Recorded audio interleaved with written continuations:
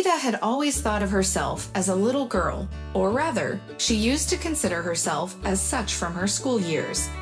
And in her early childhood, she did not even suspect that she was fat. On the contrary, all she heard from her grandmother and mother was, "Ah, you our little berry. Ah, you are our sweet bun. Ah, what cheeks." And when she went to school, it began, "Fatty, fat pupa combination, elephant." The kindest things that Lita heard in her address. Gradually, she got used to the taunts, learned to treat them philosophically, and decided that the best defense was an offense. By the age of 35, Lita, at her height of 157 centimeters, weighed 86 kilograms, wore only balaconic clothes, was unmarried, did not believe in any love, and was ready to reject any man who would pay attention to her. Lita did not believe that any of the male tribe could be interested in her. And in the Housing and Utilities Department, where she worked as a dispatcher, she did not even look at any of the men.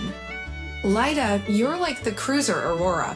Ivan Kletnikov, a small and stubby welder, once tried to approach her. Lita, ready to be insulted, immediately asked, "What, as huge?" Ivan, even confused, he did not want to say. He liked Lita very much. He fainted with delight when he saw the appetizing forms of dispatcher. "No, I wanted to say that you are just as proud and unapproachable," explained the boy. His words sounded pathetic and defenseless. But Lita only smirked and brushed off the hapless cavalier, like, go away with your nonsense, I have work to do." And Lita, meanwhile, all looked around at her fellow women and bewildered. Take, for example, Veronica, foreman section, you cannot look without tears. In fact, a worm in a Panama, but lo and behold, she had a decent husband and 2 children. Or Varvara Makarova, the accountant's assistant, she's fatter than I am, and what a husband she's got. Running around her. Verechka this, Verechka that, I'm the only one who's cursed. Maria, her replacement, was looking at it.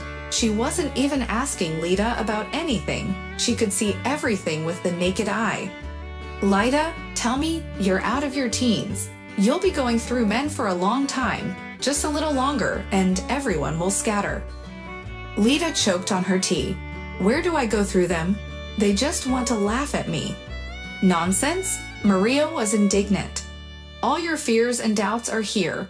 She tapped her forehead with her finger, wanting to show that all Litka's problems were in her head. "Stop scaring away men. See, yesterday Ivan came up to you. Cake basket brought him, what did you say? Get out of here. It's all because I'm fat, Maria. I'm just waiting for them to catch me." "Stupid. Lita, look at Ivan. He's had his eye on you for a long time. Stop snarling at him." Asterisk, asterisk, asterisk. To Lita's surprise, Maria was right.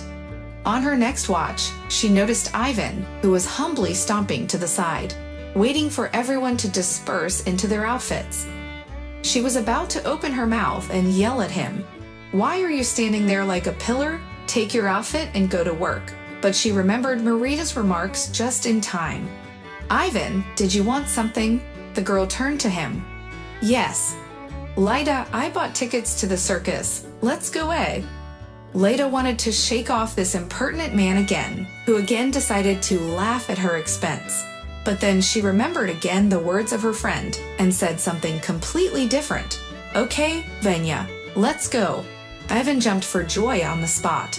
And then he met her with flowers near the circus. Lita couldn't even believe her eyes. She thought she would come to the circus and stand there like a fool, waiting for him, while he and his friends would be somewhere around the corner laughing. But her worst expectations were not met. On the contrary, Ivan behaved like a true gentleman, and after the show he accompanied her home right to the door. From that day on, Lita and Ivan went out on a date. On one date, Lita asked her admirer, "Van, what did you see in me?" Ivan thought about it. "You're beautiful, truly beautiful. Warmth comes from you. But I'm fat." "You're not fat, just don't lose weight, and I'll love you all my life," Ivan promised. Soon they were married, and Lita somehow blossomed, became more confident, her eyes shining with happiness, smiling. And it seems that she did not lose weight even a little. And often heard in her wake, "What a beautiful woman!"